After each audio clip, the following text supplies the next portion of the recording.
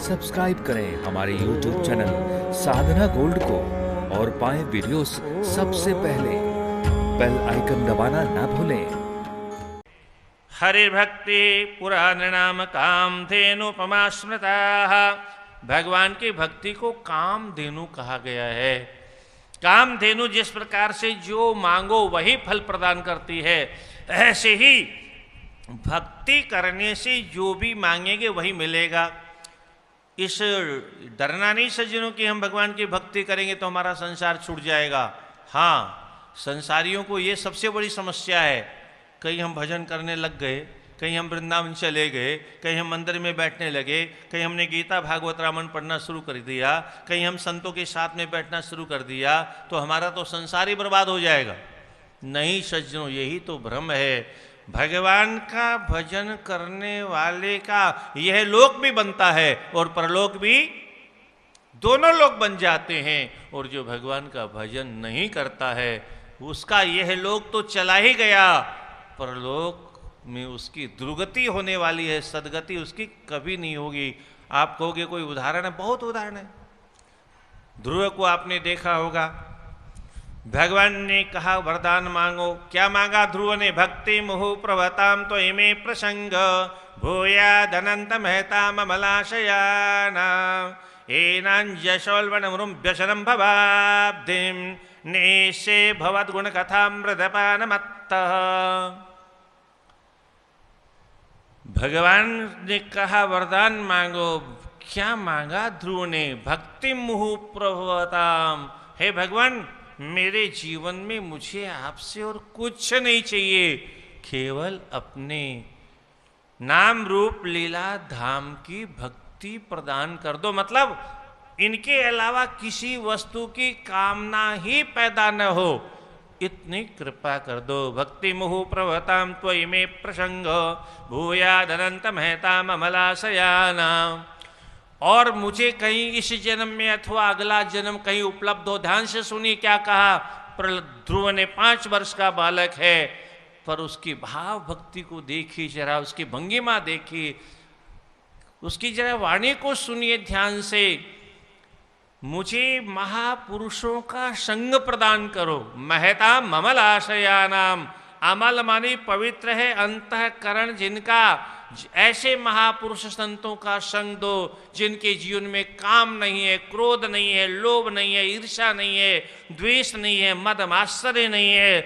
चराचर जगत में जो परमात्मा का दर्शन करते हैं ऐसे संतों का संग प्रदान करो। महदाशयानाम हेनांजशोल्बनमनुव्यसनम भवाब्धिम।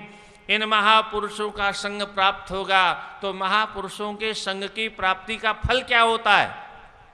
संतों के साथ करने से, संतों की संगति से क्या मिलता है? सज्जनों, संत जो सच्चा संत होगा वो भगवत चर्चा के अलावा दुनिया की चर्चा करेगा ही नहीं। अगर किसी संत महात्मा के पास आप जाओ और वो दुनिया की चर्चा तेरी मेरी करना प्रारंभ कर दे तो आप समझ लेना ये कच्चा साधु है। हाँ, कच्चे की पहचान क्या है? राधे राधे। तो आम की क्या विशेषता है? पहले कैरी लगती है और बड़ी खट्टी होती है, बड़ी कसेली होती है। कब तक? जब तक वो पक नहीं जाती तब तक वो बड़ी कड़वी होती, बड़ी खाने लायक नहीं होती। बच्चे तो फिर भी खा लेते हैं, बड़े खाए तो जाड़ आम जाती। तो वो उसमें जो ऐसा कड़वापन, कसेलापन कब तक रहता है? बहुत ध्यान से समझना। ये आम की कथा नहीं, हमारी अपनी जीवन की कथा है।